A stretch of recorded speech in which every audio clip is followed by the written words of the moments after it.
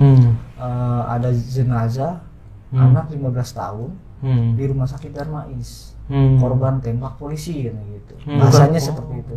Oh, dikatakan ditembak polisi? Iya, korban tembak polisi. Oh, ditemukannya di gorong-gorong gitu. Di selokan? Iya, di selokan. Jadi diangkat, dinaikkan ke motor, lalu dibawa ke belakang. Nah, orang yang memberikan kesaksian itulah yang bicara, katanya saya ngambil dari motor ke ambulan gitu. Ya, saya sih berharapnya keadilan untuk Harun harus tetap ditegakkan, Pak. Cuman itu aja.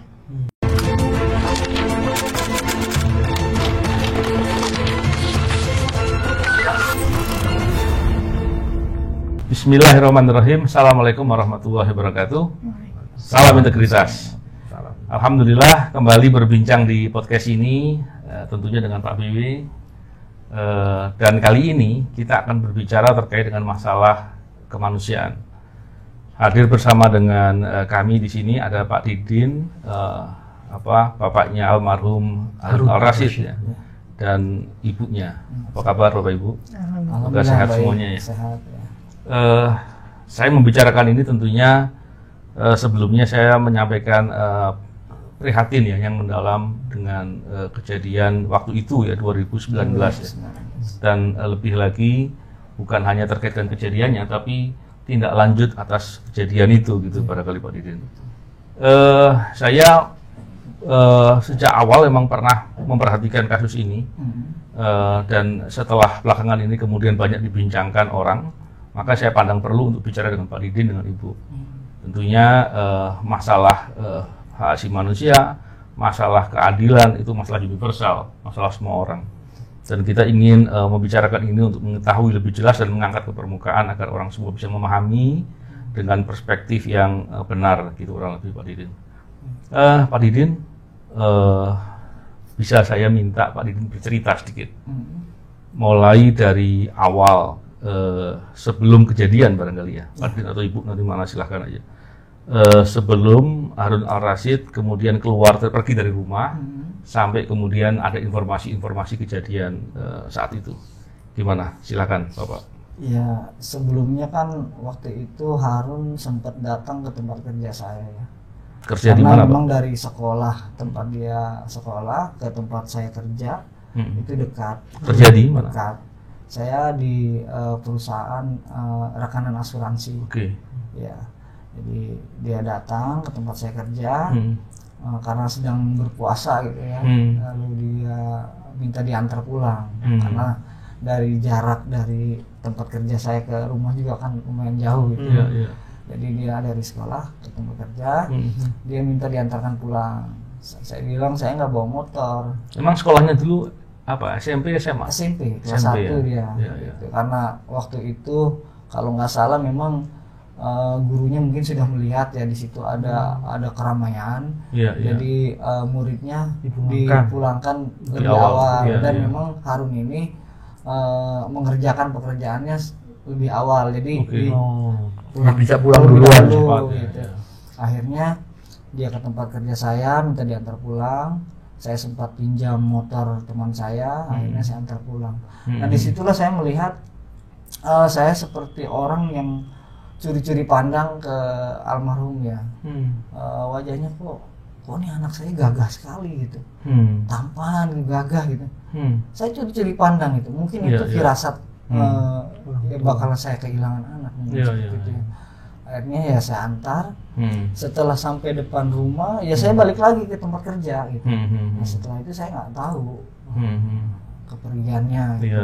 Dan menurut cerita istri saya, dia sempat minta uang 5.000 untuk beli kertas layang-layang. Gitu. Bikin layangan gitu ya? Karena memang sedang musim waktu itu di sana, musim layang-layang. Akhirnya itu jam berapa waktu sampai di rumah? Si ibu yang Ibu barangkali bisa cerita. Kalau sekitar jam berapa? Kan dia masuknya siang ya Pak. Iya. Sekitar jam 2-an karena lagi bulan puasa. Iya. Assalamualaikum. Waalaikumsalam. Ibu udah pulang, saya bilang. Iya Bu besok libur sekolah katanya. Emang kenapa? Itu katanya di Kemalisan ada rusuh, ada kerusuhan katanya. Tapi sempat tadi guru mesen, abang nggak boleh ke sana katanya. Oh ya udah. minta uang Bu, katanya. Buat apa lagi puasa minta uang? Bu beli kertas layangan. Ini kan kalau mau beli main layangan itu dia buat sendiri Pak. Dari bambu diserut, nanti beli kertasnya.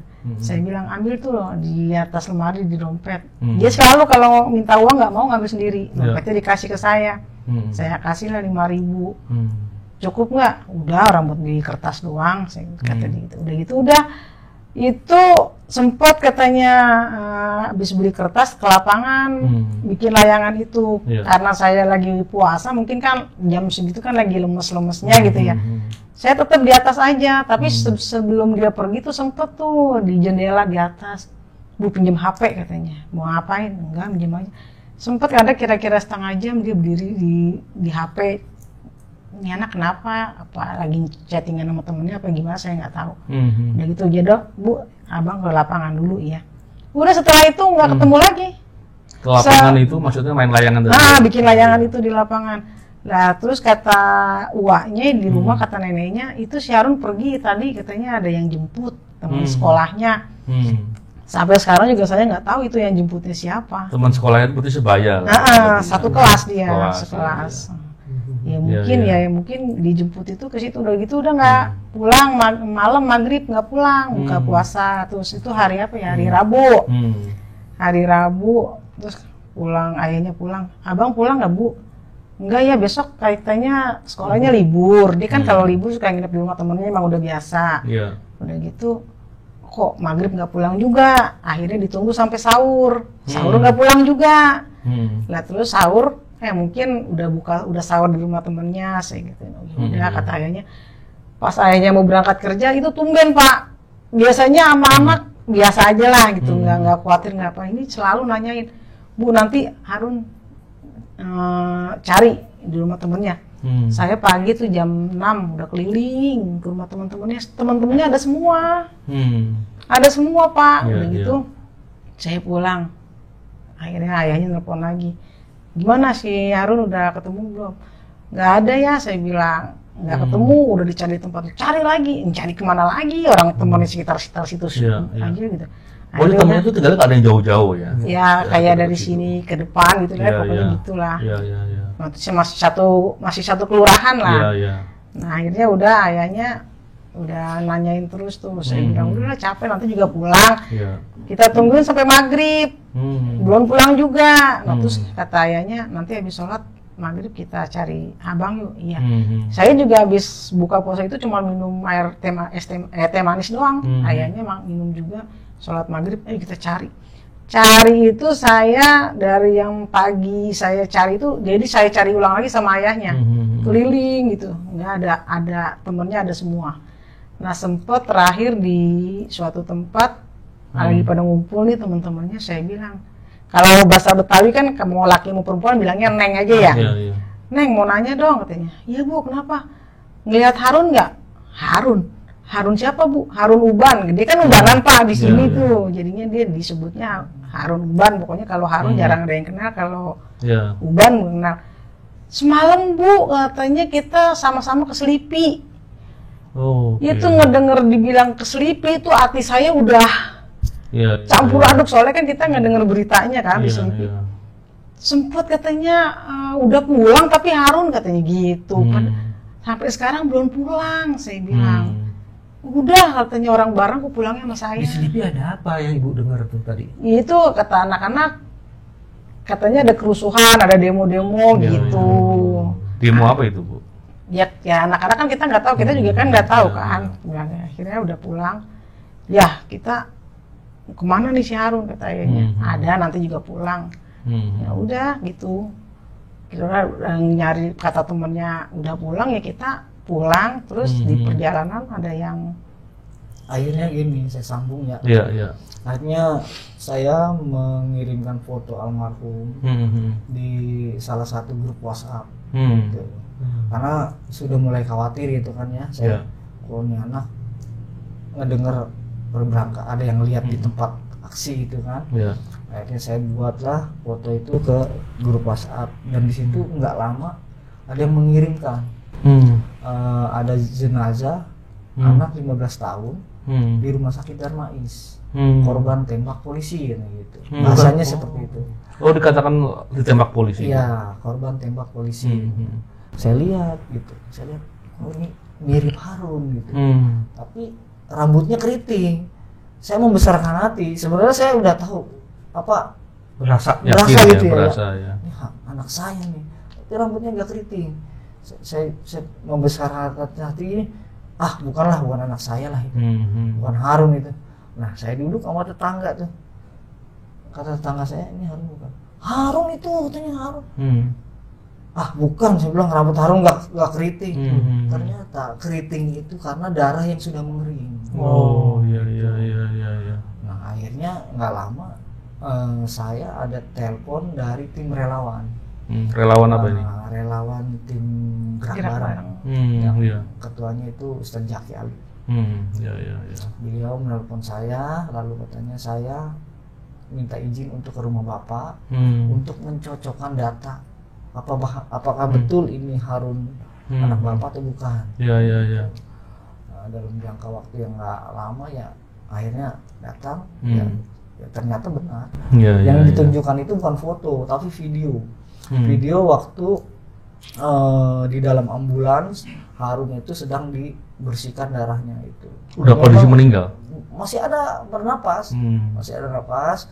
Cuma waktu sebelum sampai ke rumah sakit Darmais dia menghembuskan napas yang terakhir. Bapak ketika ketika itu ada nggak orang-orang yang bisa menceritakan kondisi saat sebelum atau sesaat setelah kejadian? Saya jadi ingat ini waktu saya diundang ke acara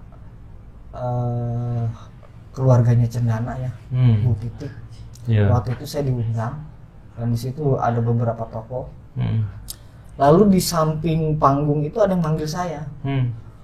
Katanya, Pak, ada apa ya? Bapak orang tuanya Harun ya? Iya betul. Saya katanya saudara dari dokter yang menangani Harun di rumah sakit.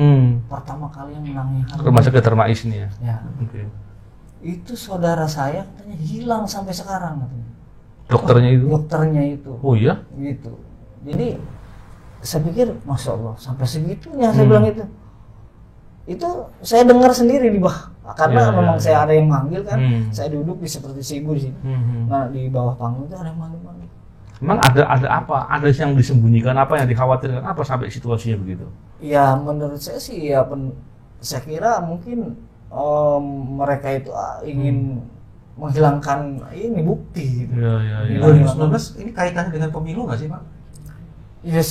Karena memang itu kan kerusuhan karena sengketa pilpres ya. Demo yang hasil pemilu itu Pak. Yang di KPU. Iya di KPU. Gitu ya Pak ya, hasil KPU terus banyak yang karena menolak itu hasil itu terjadi kecurangan kan seperti itu. Waktu itu ada nggak orang yang Bapak dapat informasi, orang yang pertama kali nolong dia, orang yang atau sesaat sebelumnya ada di sekitar situ, ada cerita-cerita nggak yang Bapak dapat? Ya ada, yang waktu itu ada orang memberikan kesaksian sendiri, bahwasannya waktu itu saya di dalam ya, karena memang banyak tamu dan di luar. Oh di acaranya itu? Ya. Di acara yang di tempatnya Ibu Titik itu ya? Bukan. Waktu almarhum dibawa ke rumah ya Pak? Oh sebelum sesudah ini sebelum jenazah datang. Oke. Sebelum jenazah Harun datang, itu kan banyak relawan, polisi. Udah duduk lah takziah di situ ya. Polisi terus wartawan, segala macam orang lah di situ. Ya saya di dalam kan. Di dalam itu. Nah, jadi orang tersebut memberikan kesaksian sendiri bahwasannya dia yang mengangkat Harun dari motor itu, dari depan kan bawa motor, ke belakang dia angkat, katanya berlumuran darah, lalu diangkat ke ambulans gitu. Jadi dibawa, posisinya ada di mana waktu dia bantu, ditemukan? Oh ditemukannya di gorong-gorong gitu, di selokan? Ya di selokan. Jadi diangkat, dinaikkan ke motor, lalu dibawa ke belakang. Ya. Nah orang yang memberikan kesaksian itu itulah yang bicara, katanya saya ngambil dari motor ke ambulan gitu. Dia cerita ke bapak waktu di mana ngomongnya? Dia nggak cerita sama saya. Oke, cerita Dia ke cerita sama orang-orang yang ada di takziah sekitar rumah bapak. saya. Iya. Iya. Di situ kan lengkap, banyak, ada polisi, ada wartawan, ada TNI, segala relawan lah, banyak lah Iya. di situ. Setelah dia cerita gimana? Setelah dia cerita, jenazah datang. Hmm. Jenazah datang, dia sempat duduk. Dia sempat duduk, sempat bicara bahwasannya kalau tahu deh katanya, kalau tahu ini kamu ini anak orang bapak ini, katanya saya kasih tahu katanya. Kan karena memang saya sempat mencari 2 hari kan gitu. 2 hari dicari ketemu ya. Nah setelah 3 hari dari situ, dia sedang berlebaran di daerah Bogor. Dia itu siapa? Orang yang memberi Yang pertama kesaksian kali, itu. yang pertama kali menolong itu ya. Orang yang Iya. menolong itu, memberi kesaksian itu. Akhirnya dia dikabarkan katanya ditangkap polisi, dibawa polisi. Oh iya, masalah apa?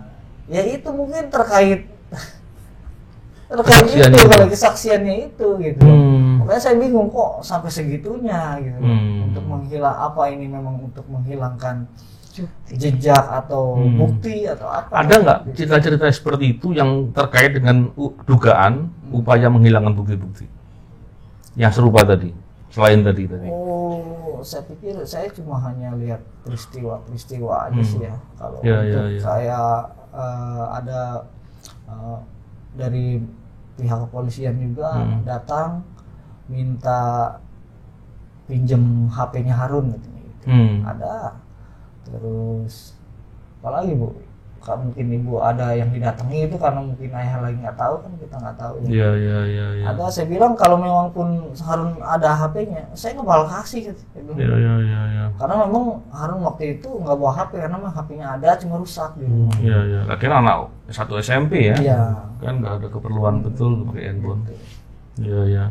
Dan begini Pak Didin, tadi yang terkait dengan Harun anak bapak meninggal, dugaannya ditembak. Sempat bapak dapat nggak atau bapak minta nggak dilakukan visum Otopsi. sebelum itu visum mayat biasanya. Betul. Bapak diberi nggak visum mayatnya untuk menunjukkan bahwa meninggalnya itu Penyebab meninggalnya. apa saja luka-luka di bagian luar. Kalau otopsi mesti dibedah. Tapi kalau visum itu biasanya menunjukkan aja yang tampak gitu. Jadi karena saya tidak boleh sama orang tua, nggak boleh keluar waktu itu, akhirnya adik sama orang tua saya yang berangkat untuk mengambil jenazah waktu malam itu. Dan di situ kan memang prosesnya nggak bisa diambil malam itu juga, karena katanya harus membawa surat dari pihak dari kepolisian gitu, dari wilayah Jakarta Barat ya. Akhirnya keesokan harinya baru adik sama orang tua saya mintalah surat itu dan diantarkan dari pihak kepolisian ke rumah sakit Kramat Jati gitu. Nah sampai sana adik saya suruh menandatangani surat bahwasannya harus diadakan otopsi dan keluarga tidak boleh menuntut seperti itu. Dan sebelum dia menandatangani, adik saya ini sempat menelpon saya. Dia bacakanlah itu, akhirnya saya bilang jangan tandatangani, jangan tandatangani, karena itu suratnya 1, tidak 2 ya. Opsi pertama harus diadakan otopsi. Opsi kedua orang tua tidak boleh menuntut keluarga gitu. Nah, saya bilang jangan tandatangani kecuali terpisah kan gitu. Iya. Nah, akhirnya tidak lama orang tua saya datang. Ada apa katanya? Ini katanya harus tanda tangan sambil marah karena ini cucu saya, kasihan 2 hari 2 malam katanya. Tanda tangan aja, bawa pulang. Jadi kalau belum tanda tangan belum mau dikasih? Belum gitu. Akhirnya Otopsi dulu. iya Pak, jadi ditanda tangan lah akhirnya sama adik saya kan. Akhirnya ditandatangani. Jadi dari pihak sana membicarakan bahwa katanya saya otopsi dulu nanti karena pas hari Jumat itu ya, Bapak silakan sholat dulu Jumat, nanti setelah sholat Jumat balik sudah selesai. Jadi akhirnya diotopsi nggak? Diotopsi Diotopsi. karena bapak saya itu marah gitu, suruh Ya, karena cepet terlalu pulang, lama ya gitu. Namanya jenazah kan Ya, perlu segera Pak. ini cucu saya katanya, kasihan Iya, Mas, iya. udah 2 hari 2 malam katanya, udah pulang. Akhirnya setelah kembali dia bilang udah dimandikan, udah diadakan. Oke, Bapak waktu otopsi dapat hasilnya? Justru itu saya pertanyakan sama adik saya, "Ini surat otopsinya mana?" Nggak diberikan, nggak ada. Hasil otopsinya nggak ada juga? Nggak ada diberikan gitu. Sama sekali sampai sekarang. Terus otopsi tujuannya untuk apa itu? Jadi jenazah datang sampai rumah, saya bilang saya mau mandikan, saya mau lihat tubuh anak saya seperti apa kan gitu. Tapi orang tua marah, udah nggak usah, di sana sudah dimandikan, sudah bersih, tinggal disolatkan aja, lalu dimakamkan. Sebenarnya saya kepengen melihat gitu, ini Mukanya terakhir gitu. kali. Namun akhirnya ya saya buka aja bagian wajahnya, bagian wajah. Ada luka, ada bagian Di wajah? sini ada bekas jahitan, kayaknya sih jahitan Otopsi itu ya? otopsi ya, biasanya panjang Ya, ya. Jadi dari sini kelihatan Hmm. hitam bekas jahitan gitu. Cuma kan saya buka cuma segini aja. Ya. Gitu. Nah akhirnya ya sudah saya tutup kembali. Ya wajahnya ya karena jenazah yang sudah 2 hari di peti es gitu kan, Ya. agak putih-putih itu gak apa sih, Ya. kayak panu gitu kan. Ya. Dan mulai timbul putih. Ya. Gitu aja sih. Prihatin sekali ini. Hmm. Dan memang apa ya? Setelah kejadian itu, Bapak ada nggak kemudian diajak bicara dengan tim relawan-relawannya atau siapapun untuk membawa itu dalam rangka menegakkan keadilan, melaporkan lah, apakah advokasi barangkali? Banyak sih, jadi advokat tuh pengacara banyak yang menawarkan, bahkan sampai nggak tahu lah, nggak terhitung lah itu, sampai banyak lah kartu nama itu pengacara banyak. Namun waktu itu qadarullah ya, saya itu seperti orang yang ditunjukkan oleh Allah untuk dirangkul oleh dari Pak Haji Munarman. Jadi saya nggak tahu ini siapa kan, saya nggak kenal gitu. Ya sudah, saya tanda tangani, Bapak bawa surat kuasa nggak? Oh saya bawa, tapi saya nggak tahu itu siapa gitu, karena perasaan saya kan ini orang setiap hari saya lihat ada gitu, setiap hari ada, tapi diem aja gitu. Nggak banyak bertanya, karena kalau yang banyak bertanya kayak wartawan gitu, kalau dia nggak diem aja, diem baik gitu, nggak macem-macem gitu. Saya tanya, Bapak ini pengacara bukan nih atau apa gitu? Mau bawa, oh Bapak, langsung dia sigap, dikeluarkan, saya tanda tangan di sini. Ternyata beliau ini adalah bagian dari orang Pak Haji Munarman yang membuat 15 orang pengacara untuk menangani kasus 2122 Mei. Gitu. Oh ya. Nah, terus tindak lanjut dari itu, pernah ada melapor ke polisi atau melakukan upaya apa yang telah dilakukan? Iya, yang pertama sih saya dibawa oleh pengacara tersebut ke DPR, ke KPAI, ke LPAI, semua ya, instansi terkait lah. Iya. Bawa sana. Namun ya hanya diterima saja, cuma penyelesaiannya tidak ada seperti itu. Iya. Memang dapat cerita ini prihatin sekali nih Pak Bibi. Pak Bibi ada cerita apa nih untuk memberikan gambaran dan ini? Satu, ini contoh yang disebut kalau pakai bahasa hak asasi itu judicial killing, Mas. Jadi ada pembunuhan yang tak diketahui siapa pelakunya, karena tak mau dicari. Iya. Dan itu masih menyimpan itu sejak 5 tahun lalu kasus ini. Dan di setiap judicial killing pasti ada korban ketidakadilan. Dan kalau yang melakukan itu cukup banyak orang atau satu kepentingan kekuasaan dan menyangkut banyak orang, ini yang disebut dengan istilah lanjutannya, ini pakai istilahnya Pak Nobel, Pak. Kadang-kadang susah tuh. Gross violence of human right, pelanggaran berat hak asasi manusia, Mas. Iya. Bisa dikualifikasi kayak gitu. Karena tadi dilihat dari Pak Didin tuh ada klasifikasi yang menarik tuh. Satu, ada riot, ada kerusuhan. Terus udah gitu ada korbannya bukan satu. Ya. Terus ini diduga dilakukan oleh aparat keamanan pada saat itu. Ya, jadi aparat keamanan yang menggunakan peluru tajam mengatasi kerusuhan, tapi ada korban. Terus udah gitu bukan hanya korban pelaku ini, Mas. Semua informan, orang-orang yang mempunyai informasi berkaitan dengan ini, itu juga kemudian Ya, dikerjain. Dikerjain. Ya, Itu kacau. jadi itu lapis keduanya yang bisa mengkonfirmasi kejahatan ini. Ya, Itu sebenarnya dihilangin tuh. Ada dokter tadi, Ya. ada orang yang pertama kali mengetahui menolong. informasi yang menolong. Itu semuanya dikerjain kayak gitu. Ya. Ada ustadz yang datang ke tahlil. tadinya datang ke tahlil, tahu sebelumnya nggak berani ngomong macam-macam. Jadi ada seperti itu. Terus ketiga biasanya medianya pun dikendalikan. Ya. Nah itu yang terjadi. Nah yang paling mengerikan pada saat itu adalah di channel yang lain tadi Pak Diding mengatakan ini kan pelakunya nih Mas. Nah orang yang dibela oleh Pak Diding, yang harusnya membela Pak Diding, karena dia menjadi bagian dari orang itu justru tidak melakukan tindakan apapun. Ini Pak Diding itu udah 5 tahun suaranya di kerangkeng, di berangus suaranya untuk ngomong soal keadilan. Dia nggak bisa ngomong keadilan. Ya. Nah beruntungnya Pak Didin itu ketika anaknya Pak itu Bapak cari anak itu setelah kejadian itu sampai akhirnya dapat dengan berbagai upaya itu berapa hari? 2 hari ya. 2 hari ya Bu ya. 2 malam ya. 2 malam dan Mas Novel coba lihat Ya. tidak ada upaya dari pemerintahan pada saat itu Mencari tahu ya. dan mengabarkan. Mudah sekali ya. Iya mengabarkan Mencari tahu siapa keluarganya. Iya. Nah itu cerita seramnya Mas. Nah dalam cerita Itu kebengisan juga itu. Itu bengis banget. Itu triple bengis Mas. Bengis dan bengis banget. Karena orang itu kan pasti punya keluarga kan. Nggak mungkin orang itu sendiri-sendiri. Nah yang menarik di situ di tengah situasi yang seperti itu beberapa hari kemudian setelah korban dimakamkan ada seseorang yang muncul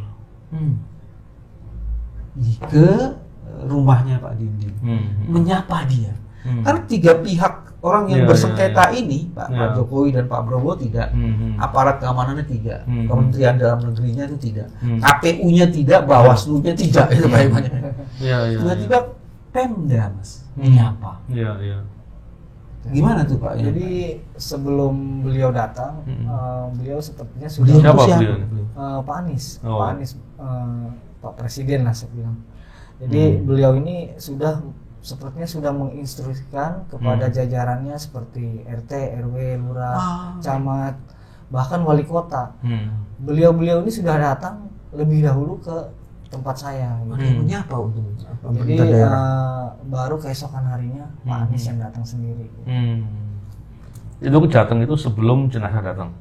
Ya, waktu sebelum jenazah datang itu seperti RT, RW, lurah, camat, wali kota itu sudah datang. Ya sudah datang. Sudah datang sebelum jenazah. Waktu itu Pak Anies gubernur ya. Ya Pak Anies. Datang saat jenazah datang barangkali ya. Datangnya kapan Pak Anies ini? Datangnya Sebelum setelah datang. subuh. Setelah subuh, ibu saya sedang nyapu halaman, katanya ada yang nanya rumah Harun di mana, tapi badannya tinggi besar katanya, sampai ketakutan ya. Tapi setelah korban almarhum dikubur Pak ya? Setelah dimakamkan. Oke. Tapi yang saya juga dapat kabar juga bahwasannya Pak Anies juga memakamkan jenazah yang lain gitu ya? yang lain dan sempat memandikan jenazah Adam ya. Jadi ada beberapa orang yang tertembak sebenarnya. Ada 10, cuma yang satu daerah. Satu di daerah, 9 yang di kerusuhan. Ada nggak dari 10 itu yang kemudian diusut dan diungkap sebagai kasus, sebagai perkara? Tidak ada sama sekali. Tidak ada. Ya. Jadi kebayang Mas, pemerintahan yang dihasilkan dari cara yang menimbulkan korban seperti itu Mas. Itu sama sekali kemudian dia tidak mencoba mengungkap itu. Begitupun kompetitornya. Itu sama Ini sekali. prihatin sekali. Mestinya siapapun dia merasa berkepentingan apa tidak, tapi namanya pejabat, dia mesti punya kewajiban untuk urusan hak asasi manusia begini, Pak. Iya. Masalah keadilan apalagi. Dan kemudian kalau yang begini-begini nggak ditegakkan hukum kan kacau gitu, Pak. Ibu gimana Bu? Setelah apa yang Ibu rasa masih ganjel sekarang ini? Kan keadilannya belum ditegakkan, walaupun sekarang sudah disapa oleh seorang calon presiden. Dulu masih gubernur kan Pak Anies. Tapi Ibu mau bicara apa ini terhadap apa yang masih Ibu senep gitu loh? Ya, saya sih berharapnya keadilan untuk Harun harus tetap ditegakkan, Pak. Cuman itu aja. Ya, kita memang ini Pak, melihat segala permasalahan ini, tentunya ketidakadilan itu suatu hal yang menyakitkan. Dan masalah hak asasi manusia ini masalah penting. Kalau masalah penegakan hukum itu bermasalah, akibatnya pelanggaran hak asasi manusia gitu Pak. Memang kita membicarakan ini dengan harapan ini menjadi pembelajaran, semoga ke depan nggak terjadi lagi kebengisan seperti ini Pak. Tentunya kita membicarakan dengan harapan orang semua bisa mengerti, bisa sadar, dan kemudian masalah kepentingan hak asasi manusia ini menjadi hal yang sangat penting. Mungkin barangkali itu Pak ya. Terima kasih Pak Didin dari Ibu. Tentunya kita sangat prihatin dan semoga keluarga sabar dan Harun Al-Rashid bisa mendapatkan tempat yang terbaik. Amin. Dan tentunya sekali lagi kita juga sangat prihatin atas segala kejadian ini. Terima kasih. Salam integritas. Assalamualaikum warahmatullahi wabarakatuh. Waalaikumsalam warahmatullahi wabarakatuh.